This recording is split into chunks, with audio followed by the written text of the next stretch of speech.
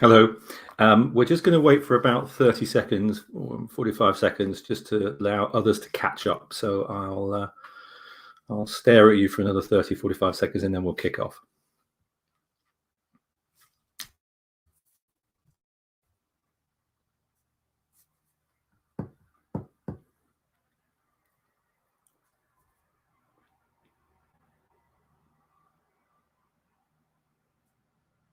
Okay, right. Just giving you a bit of time for everybody to catch up there. Hello, my name is David Stevenson. I'm one of the founders of Future Food Finance. I'm also a columnist for various publications. And welcome to a first of our live Q&A sessions here on Future Food Finance, hopefully the first of many. You can ask questions during this session. There is a chat box, which you should see on your screen. Just tap those questions in and I or one of my colleagues we'll try and lob them into the discussion. Or alternatively, if that doesn't work, you can always email us at questions@futurefoodfinance.com. That's questions@futurefoodfinance.com. Or as I said, you can use a chat box facility on the screen in front of you.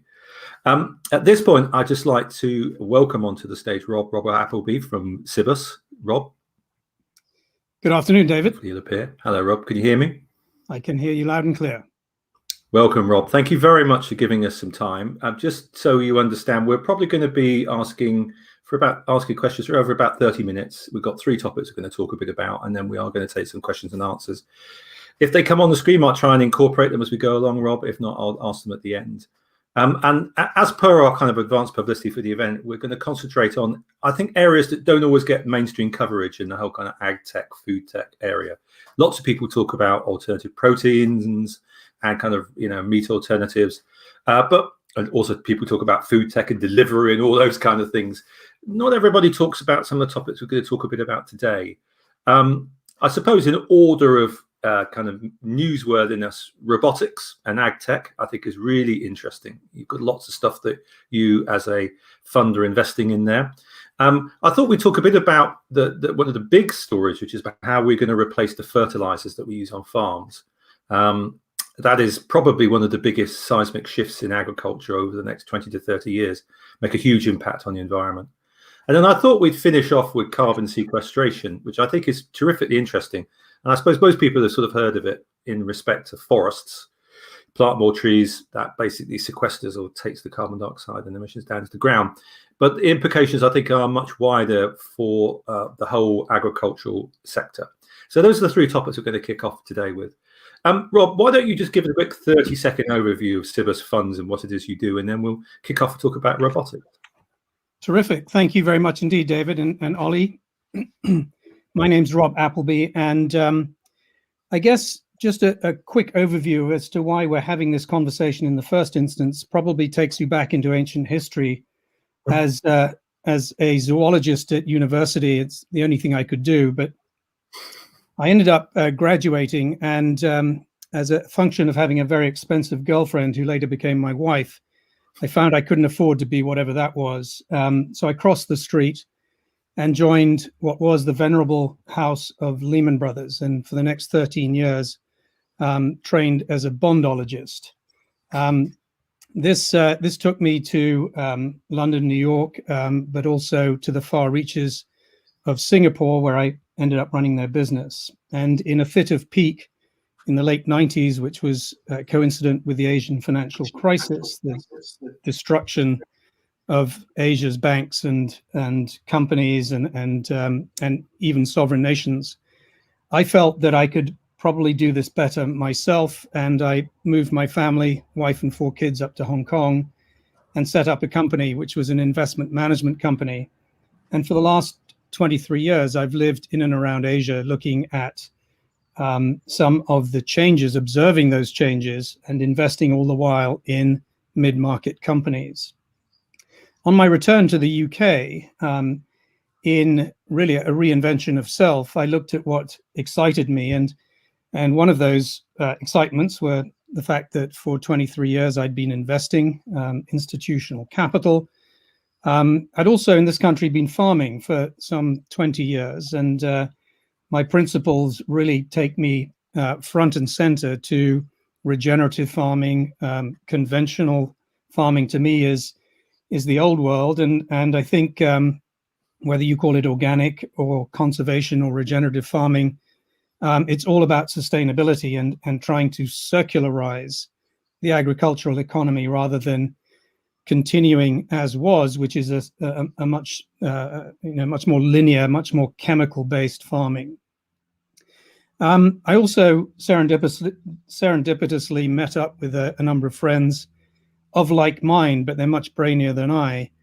And we sat down really around a blank sheet of paper and thought about some of the observations we have all made. And it seemed to us that there was a change, or maybe there were several changes going on in the food and agriculture value chain.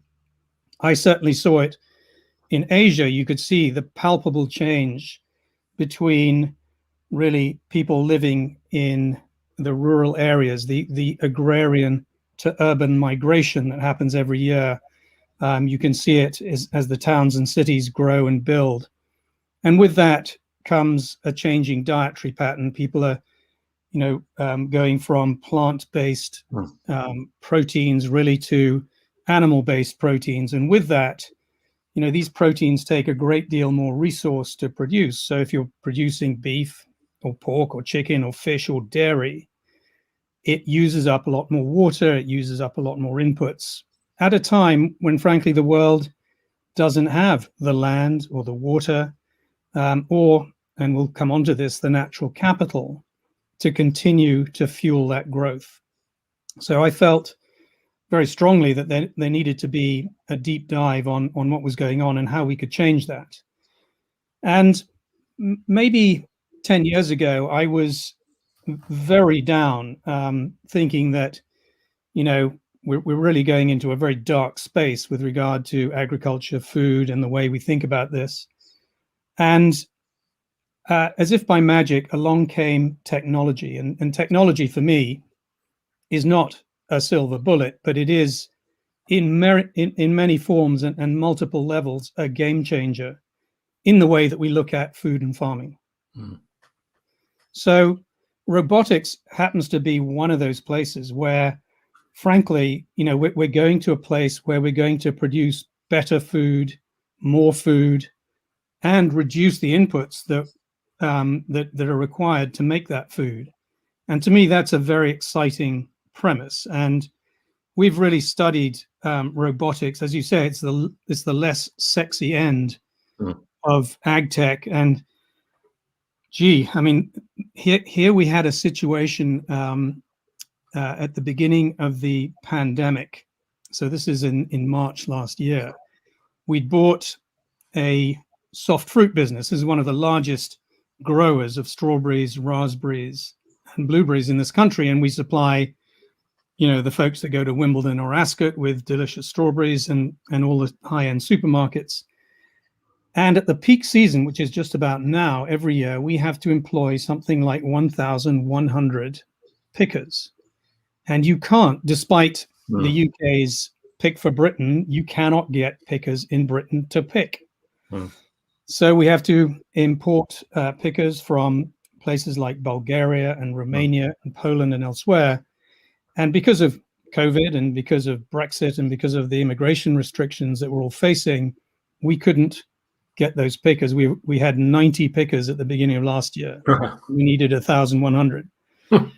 So, some quick thinking got us sufficient pickers, but also we had to figure out for the long term how we were going to pick strawberries. And this really came in the form of robotics. And I'm not talking mechanization, because we've all seen big tractors and harvesters and elevators and what have you. This is about something that's slightly smarter than that. It's robotics 2.0 or even 3.0. Because I was going to say, Rob, because one of the things, as you said, we're very used to the idea of kind of GPS-controlled tractors and all this kind of stuff. But presumably the nimbleness required for picking fruit, I mean, for most of us, it's pretty difficult just trying to get your fingers in there, not get all the thorns in the way. But it must be incredibly difficult with a robot where, we marvel at a robot being able to walk properly. So a robot being able to pick a soft, tender fruit. So is that the kind of technology you're talking about? That's exactly right, David. And you know, it's essentially a platform that moves along on wheels or tracks. And it has an arm, or it has indeed several arms coming out. So this is what they call the manipulator, the arm bit. And then there's this articulation, or the wrist bit. And then there's something called the gripper, which are the fingers. And these things go along, and they can work. You have to charge them, and they can self-charge, but they work 24/7. And unlike a picker who has a smoko 3 or 4 times a day and has a lunch hour and goes to sleep at night, these guys work 24/7. And so even though it looks really laborious to watch a manipulator and an arm take a strawberry, let's say, and very gently pick that off the the bunch and put it in a punnet, and then they put it in the right punnet, and they weigh the punnets, and it goes back to base station where they pack and they process those. It is actually a very efficient way, because of the time that these pickers can do it. It becomes a very efficient mechanism, and quite frankly, a labor risk mitigation strategy, because in the event that you can't get pickers, you're in deep trouble. So, and these things, we look at this technology progressing every single day. And as you start to get better sensors and cameras, and you can start to generate data from the pictures that you take, you suddenly have what's known as a smart robot. And these smart robots get more and more intelligent every time they pick a strawberry. So they don't pick green strawberries, they pick red ones. They don't pick overripe ones, but just the right ripeness. But Rob, but presumably the cost of them. I mean, I suppose people would be listening thinking, okay, the technology is there, but surely it must be more expensive than hiring a Bulgarian or Romanian picker for a couple of months. How does the economics stack up? Very good question.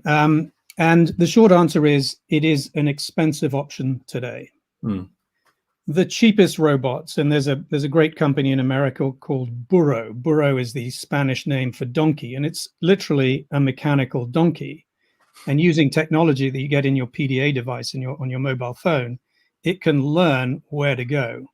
And in California today, they have something of the order of 1 million acres of grapes that they have to pick every year, and they bring in Mexican contractual labor to do that, and they simply can't get that labor. Immigration controls, the fact that nobody wants to sit around in 40, 50 degree heat and pick grapes for 8 hours a day means, despite upping the basic wage, you can't get the pickers. So you're faced as a grower with either picking 1 hectare and leaving the other 2 out, or it's a disaster.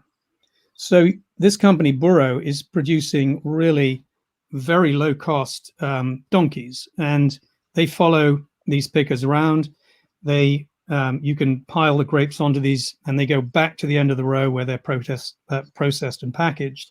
And these things cost about $8,000. Okay. And the savings that they make mean that in very short order, you have a break-even proposition. Right. As you get more sophisticated, and a strawberry picker is probably at the high end of sophistication, these things are several $100,000. Yeah. And it takes a lot longer. And we're going to have to give this some runway to make sure that we get sufficient returns to make it a break-even proposition. And I suspect as each day grows older, we're going to get more efficient, cheaper cost robots until one day you're not even going to think about it. Now, it's important to say, we didn't say at the beginning, as a firm, Cibus invests both as traditional private equity mid-market, but you also do VC as well, so earlier stage venture capital. But putting your almost your VC hat on, taking your PE hat off, what point do you think we're going to get to the point where we see widespread robotic adoption for like the strawberries, the fruit farms? Do you think it's a couple of years away? Do you think it's 5? Do you think it's 10? It's obviously coming. How close do you think it is? I think it's here today, to be candid. Take a look at another example. This is a Norwegian company called Saga Robotics. Mm-hmm. We invested in this company because they're a bunch of really smart Norwegians who who've invented robots, and they're looking at strawberry pickers. But along the way, and I think we've probably got COVID in part to thank for this, they have developed a technology which is simply putting on these donkeys that they produce, these roboticized travelators. They put UV light banks on it, and they can mark up UV light, ultraviolet light. So banks of light that actually only produce UV light. And UV light is very interesting because one of the things that really puts strawberry farmers on their knees is mildew. And this is powdery mildew.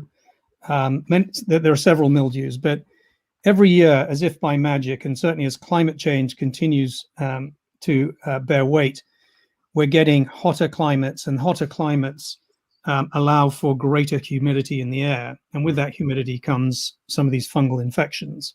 And mildew is a real blight to strawberry pickers. And by taking these robots with UV light at night, going along these rows, you can dispense with fungicides, period, because this UV light kills the mildew. And actually it also kills the, things like the red spider mite, which is also another pest. And if you think in the grape industry, take a look at, Bordeaux or any of the places that grows grapes in France.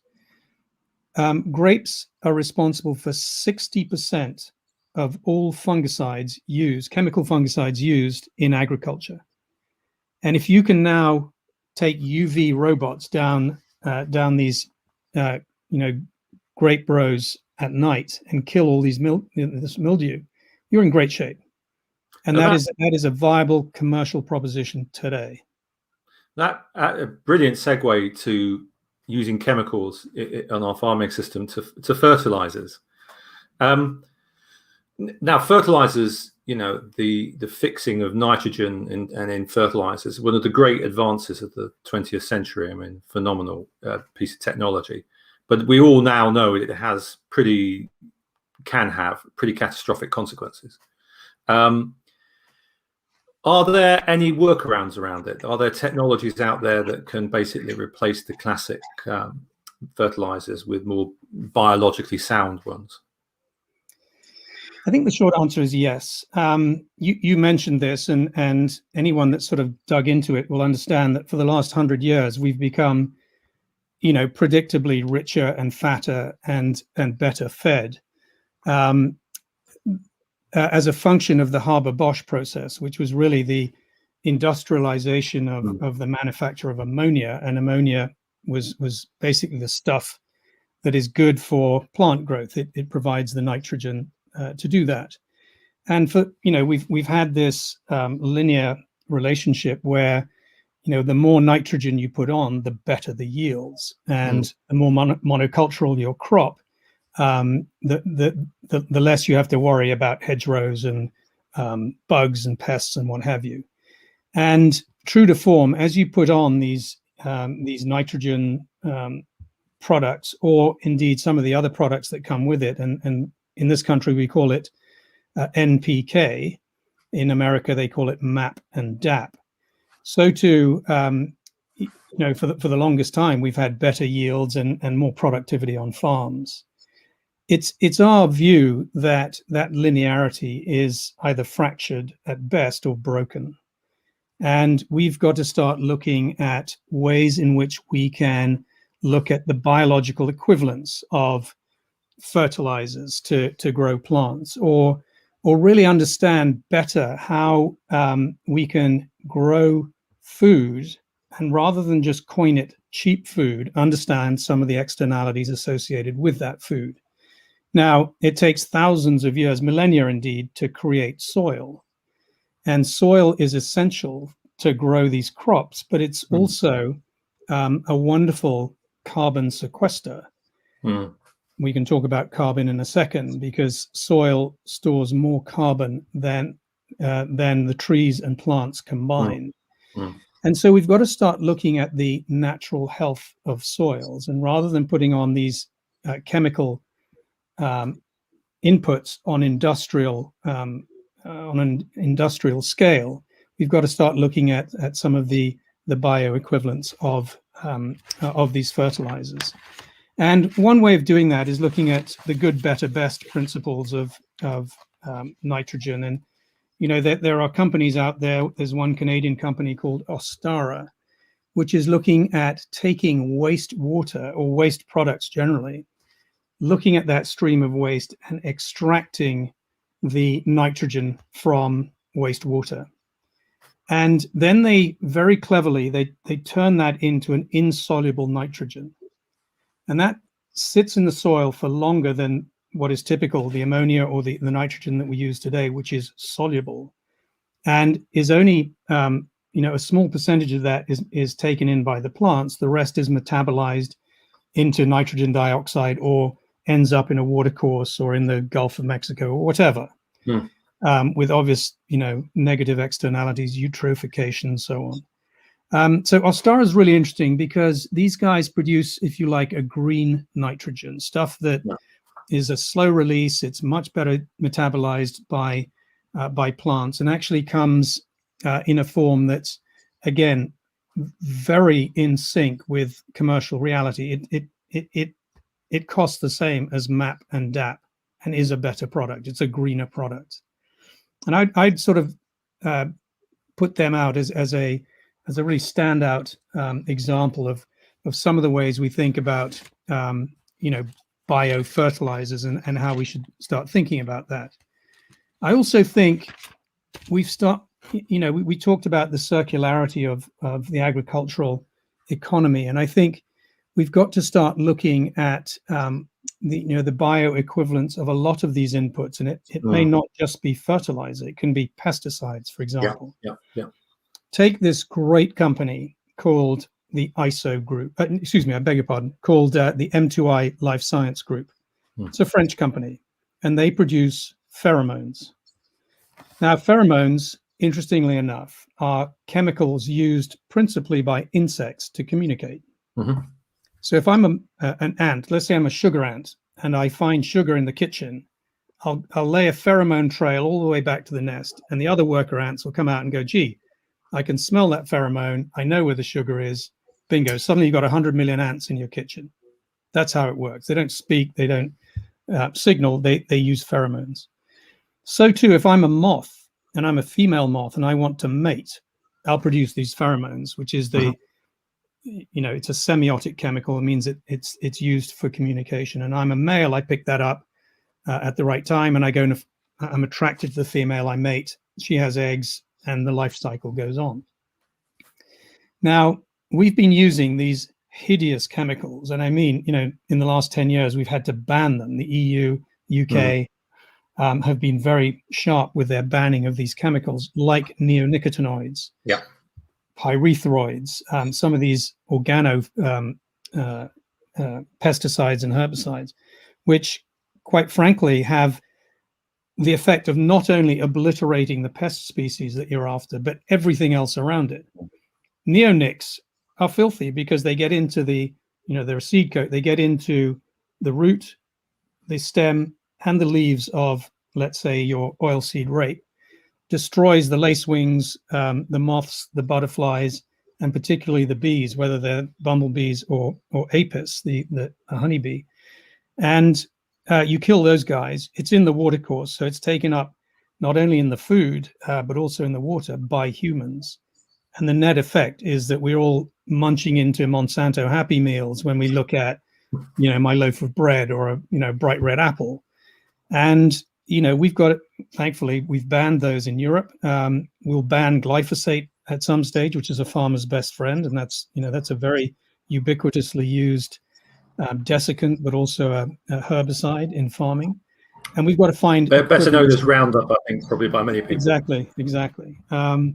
And here we are with a way of disrupting the mating behavior of some of these pest species of let's say, moths. It's actually not the moth you care about as a farmer. It's the caterpillar that eats your crop.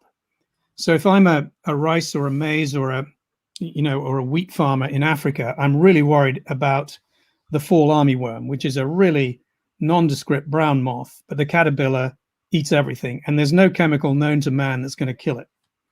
but they've developed the pheromone of the fall armyworm moth. Oh, wow. Now, having done that, you can deliver that pheromone at the right time, at the right place, and in the right quantities to disrupt the mating behavior of the male. So let's just say you spray it out there and the male goes, gee, look, it's time to mate. The female's giving off these pheromones. I'll run around and for the next 24 hours trying to find a mate. You get lots of avatar females, but there's nothing in reality. And you've only got 24 or 48 hours to do this as a male moth before you die. And suddenly you've interrupted the life cycle of that moth. You haven't killed everything. You haven't infected the bumblebees. You haven't put it into the food chain. But it's a really effective way of thinking about biocontrols in this instance, or bio inputs. And Rob, that technology, those biocontrols, those bio inputs, is that available on the market now at reasonably decent prices? Yes. So if you go into dyers today, you'll pick up something that looks like a sort of square grid that is to kill your the moths that eat your clothes or your jumpers. Yeah. That is a pheromone trap. Right. Okay. Right. If you have, if you're Versailles or Fontainebleau in France, and you've got lots of box hedges, the only way you're going to deal with the box moth is through pheromones. So the answer is yes. You can buy them today; they're available.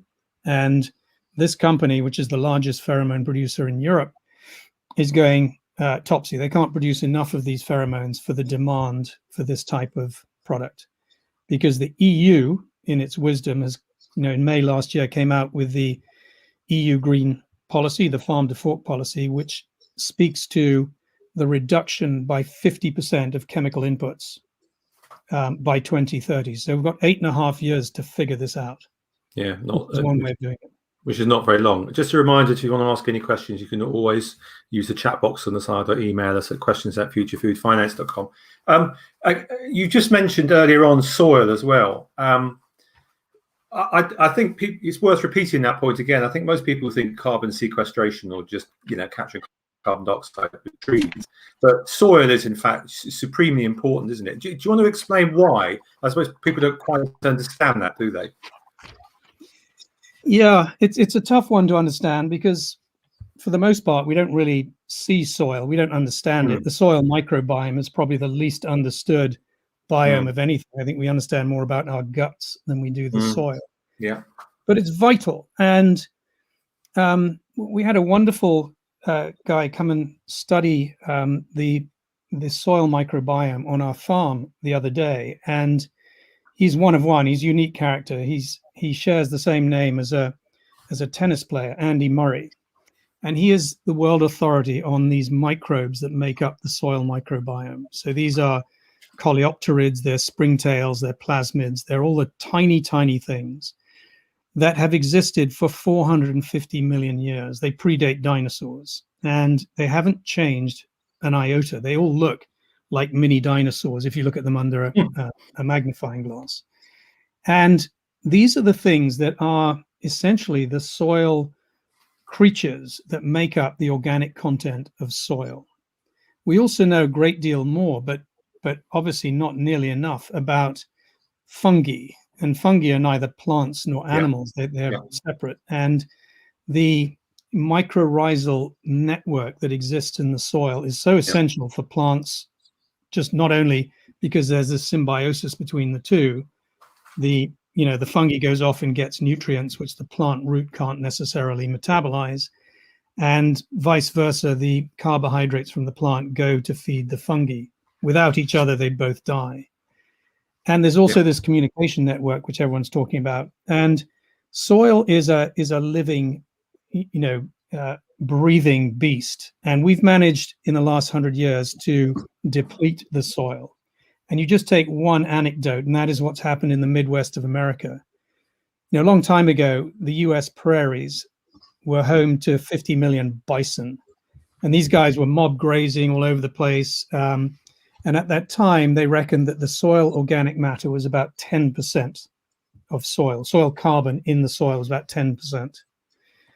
And now it's probably no more than 2%. And that's because we're in this cycle of growing corn or wheat on a regular basis, putting on NPK, putting on these inputs, and taking that soil science away every time we harvest the crop. And that is a problem because, this soil, by metabolizing that 8% soil, going from 10 to 2%, is releasing global greenhouse emissions. And, as I mentioned earlier, soil stores more carbon than the atmosphere, than anything above ground, trees, plants, what have you.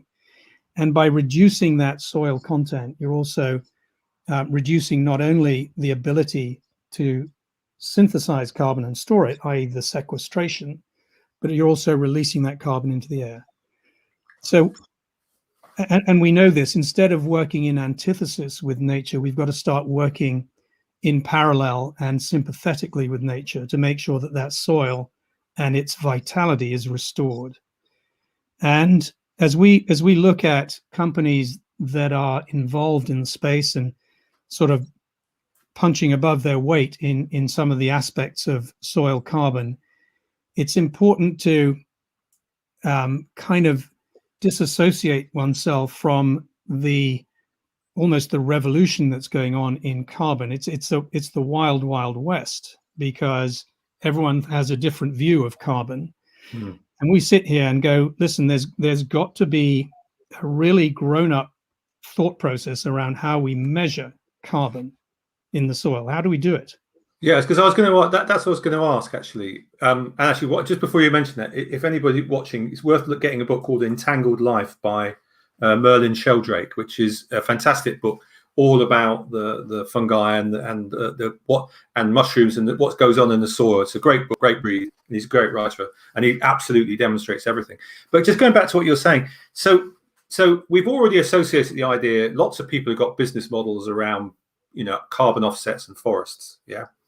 I saw a big forestry proposal which got built actually into the core of its income producing. But are we effectively saying that you could be producing a stream of income by sequestering carbon in soil? And if you do that, how do you measure it? Because I suppose with a forest, I could go around, I can count the trees, yeah, and I can make an approximation about the carbon sequestration, and then I can translate that into offsets or carbon pricing if it ever comes along. But how do you do that with soil? You've got to measure it. How does it work? I mean, is it commercially viable? You make a very good point. You can see trees, you can't necessarily see soil. So depending on the species and the stage of the life cycle and the number of trees planted in a particular hectare, you can do the maths and you can say, I'm sequestering 4 tons per hectare, and off you go. You can go and sell those 4 tons per hectare on the voluntary markets. Yeah. Trading at 40 euros a ton. Great. In some countries, let's take America, for example, they have a completely different view of carbon sequestration and measurement. They will tell you that they'll pay you $40 per acre just to farm a cover crop between the crops that you're already farming. So if you do corn and potatoes and then wheat, and you do something like clover in the middle during the winter, you get $40 a ton. You could do it one year and not do it the next, and it doesn't matter. Yeah. And then in Australia, they go, well, listen, if you do carbon sequestration and you sort of make the soil better and you farm more, more sustainably, we'll pay you so many Aussie dollars per acre. But you've got to do that for the next 100 years. Well, what happens if you die or you sell the farm? Do you have to pay all that back? It's not very cohesive and pretty difficult to understand. And here in the UK, I think one of the groups that I think is trying to get this very right is the organic body called the Soil Association, and they're trying to think in a grown-up and coordinated way, looking at how you measure soil carbon, how you accredit that soil carbon. So it's not the Wild West. How do you then monetize that? Where can I buy or sell that? Where can I offset? So presumably, Rob, there's a role for things like I've heard about people doing drones or satellite to measure the soil, look at the soil and analyze it. presumably there's a role for exchanges already in carbon offsets, big exchanges out there. So there's presumably all sorts of niche. There are fintech companies that could no doubt pop up and could go to farmers and act as an intermediary and say, look, we'll advance. I mean, there's all these niches opening up, I presume, but presumably there aren't that many companies actually doing a lot of it at the moment. That's exactly right. And you know, there's some stars, but like some stars, they burn up in the firmament. And I suspect what's going to happen is you'll see a lot of these startups that either don't make it to commercial reality or for whatever reason run out of funding. There are also these charlatans out there, and I don't mean to be rude to any of these companies that have SPAC'd or listed of late, but we're hearing of companies like Indigo Ag that are all things to all men, and they produce their own carbon credits, and you know, if you like, that supply chain of carbon, but you know, valued very highly. We think that some of the science behind it is probably a little bit thin. There's another one called Pivot Bio, which is, you know, they think they can create these bacterial consortia, which are really, you know, can be applied to crops, and you get, you know, yields improvements of between 3 and 6%, 4% on average. Doesn't sound to me like a game changer, and yet they're in the market raising $430 million at a $2 billion pre-money valuation. Kind of interesting. I think what's going to happen is you'll see small companies take the UK-based Hummingbird, which looks at drone imagery, and this is multispectral satellites or drone imagery on a field or several fields. And again, through learning, they can tell you that this color field or that color is an inference as to whether or not the carbon is 2% or 3 or 5%. A much cheaper way than, you know, taking a core sample in a W shape in a field, taking it to the laboratory, pyrolyzing that, coming back with the analysis, which is the only accurate way to do it today. I think technology will lend a hand.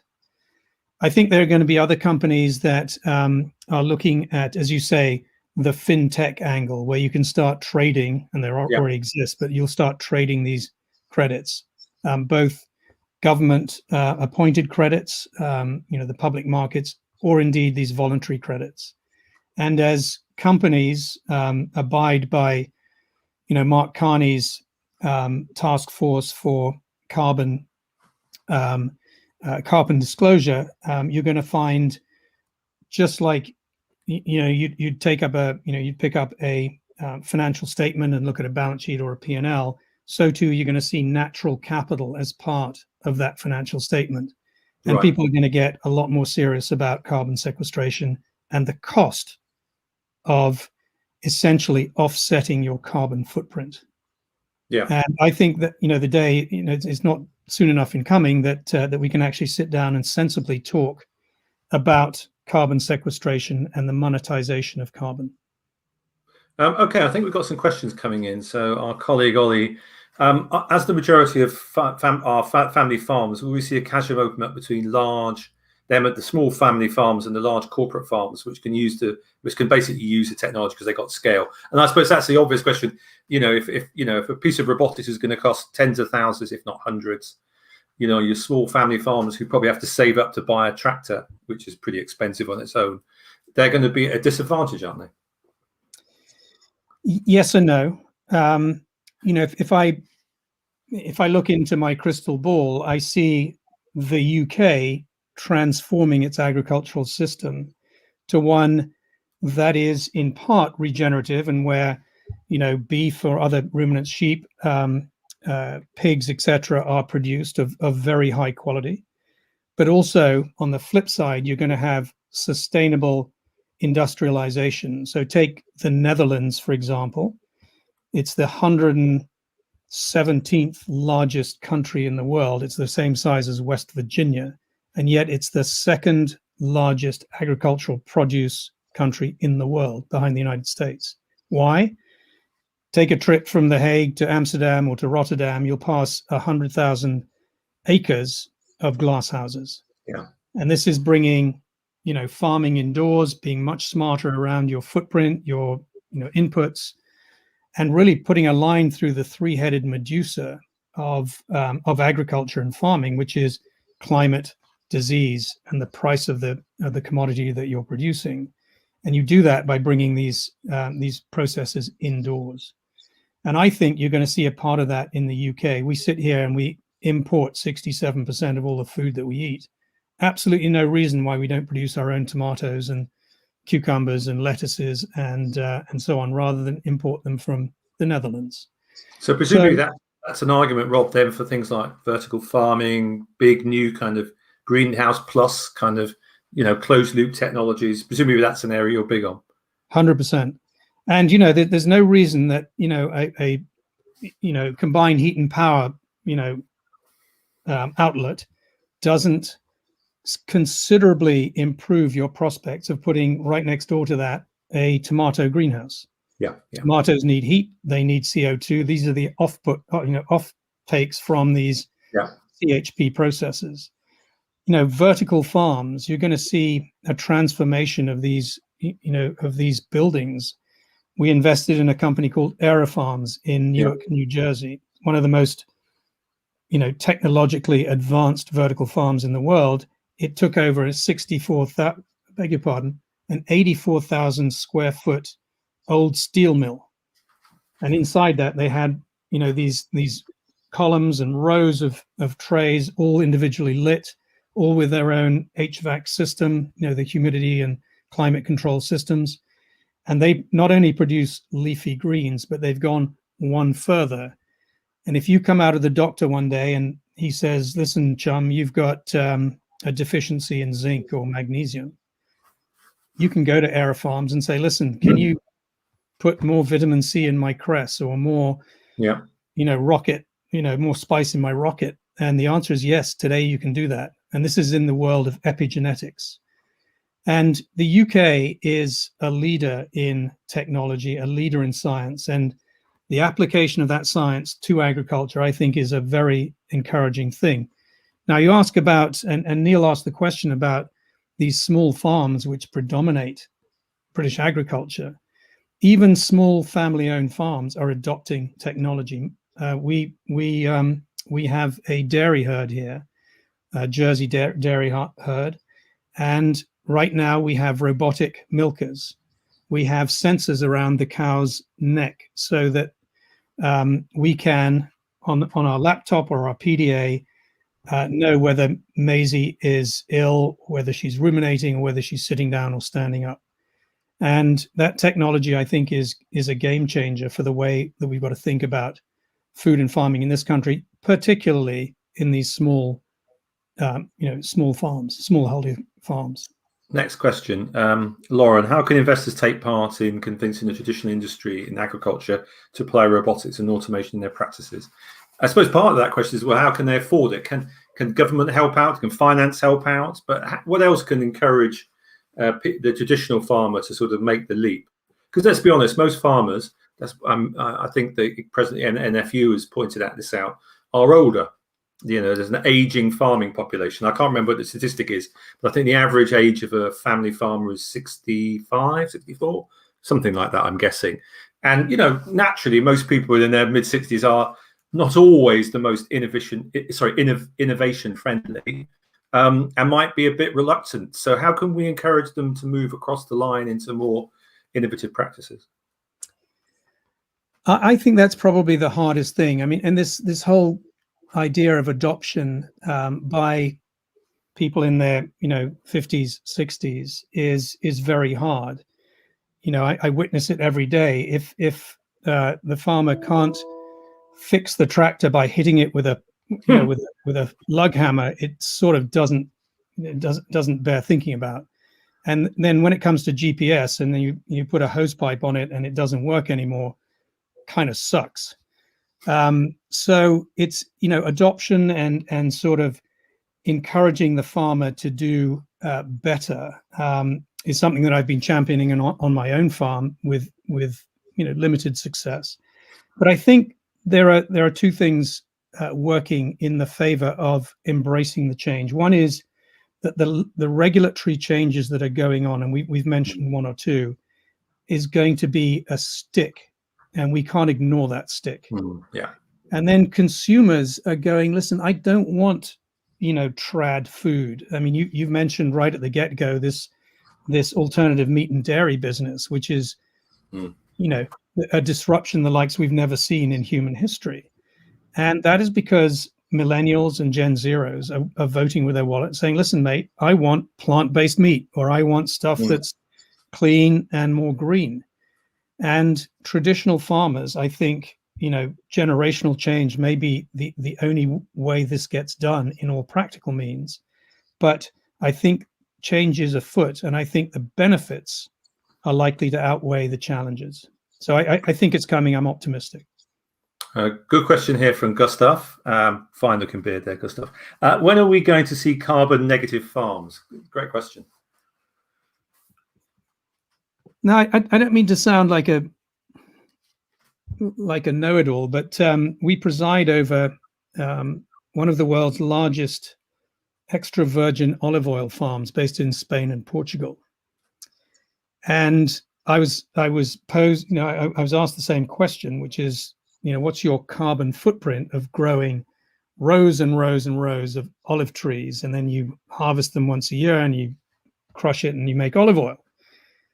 And I was surprised to understand that we sequester 8.5 times more carbon than we emit. So effectively, we're a carbon negative olive oil producer. Now, that is as may be. And I think when we made this analysis, we were looking at scope 1 and 2 emissions. So the stuff that we produce, the diesel that we put in our tractors and et cetera, et cetera. And perhaps we weren't looking up and down the supply chain, which is what do the bottlers do when they transport a bottle of Filippo Berio olive oil from Italy to New York, and you start looking at the complete carbon life cycle. And I would say that 8.5 times is probably optimistic. It's probably neutral, if you look at the entire supply chain. But in our little bit of it, which is growing olives, we're negative. Wow. Okay. Wow. So I was encouraged to hear that it is possible. And we're looking at good, better, best to make it more negative. And then also influencing the input providers and the off-takers to be more negative. One last question here from Ishik.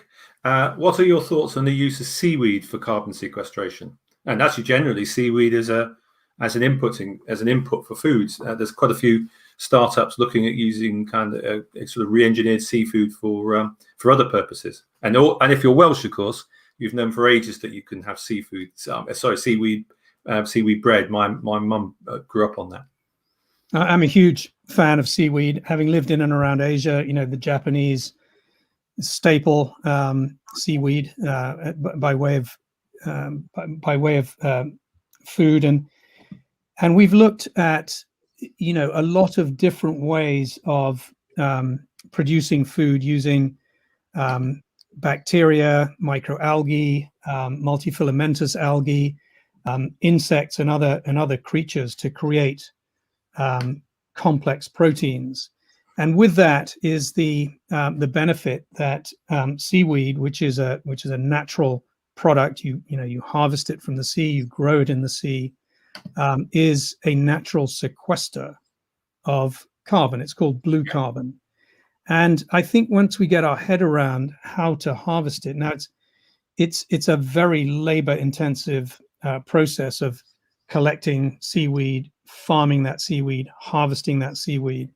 And it hasn't quite been industrialized, but I sense it will, because there are lots of benefits of seaweed. We talked about food, we talked about carbon sequestration, but it's also a natural filter.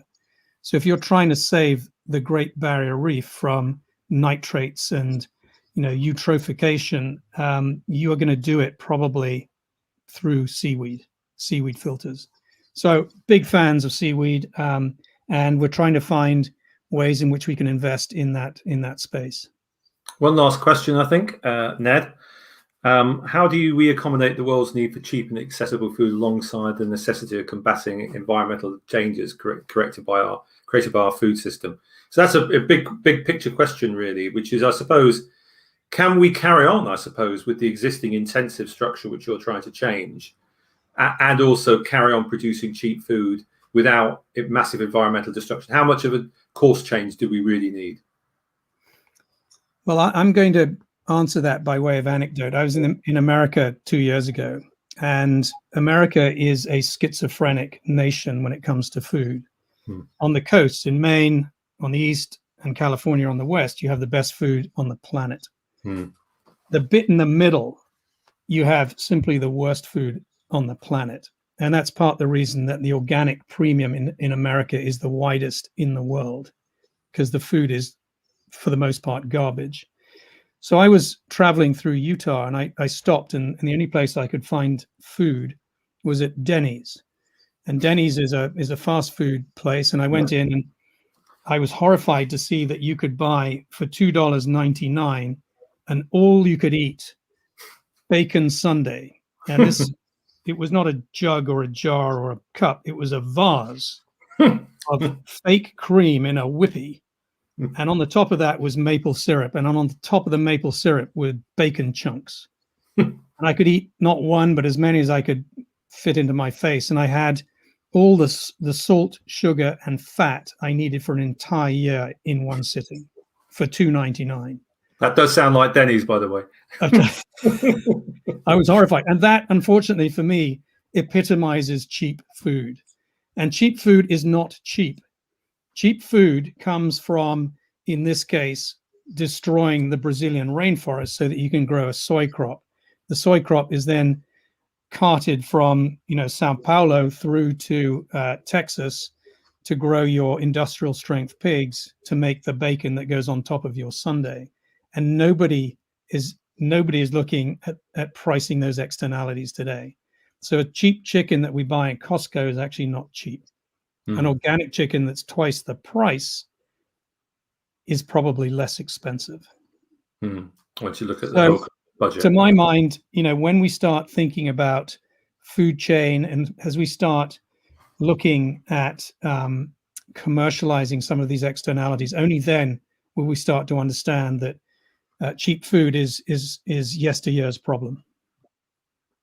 Yeah, which is probably why some of the very big food giants who peddle that stuff are busily investing like crazy in AGTECH and alternative proteins, because they know the writing's on the wall. You're absolutely right, David. And I sit here and I look at these food giants, the Tysons, the Nestles, the Danones, and because industrial agriculture has become more and more consolidated over the years, take the seed business. In 1986, there were something like 600 seed companies that made up 70% of all seeds produced in the world. Today, that number is down at 5 companies. There's been this massive consolidation. These companies got bigger and bigger and bigger. And because of the challenges they face, the R&D side of the business has gone out of the window. So you're seeing big companies get involved in their R&D, their outsourced R&D, by looking at agri-tech companies. And these are the smaller, highly inventive, highly innovative, mobile companies that we read about every day that are making a big splash, and of course are being followed eventually to be gobbled up by these bigger industrial ag companies. It's an interesting life cycle where shark eats little fish and little fish eats smaller fish. But I have a strong sense that this is the primary driver for why you see all these big companies setting up venture arms, Nestle Ventures, Tyson Ventures, so on and so forth. Lovely. I think we've run out of time. Rob, thank you very much. Absolutely fascinating. We've tried to ask a few questions. Please do encourage people to come back and have a look at Future Food Finds. We've got lots of stories on exactly the topics that Rob's talks about. Do have a look at Cibus's website as well. They are active investors at scale in this space. And in the meantime, thank you very much for joining us today. Thank you, Rob. Thank you, everybody. David, thank you. Pleasure.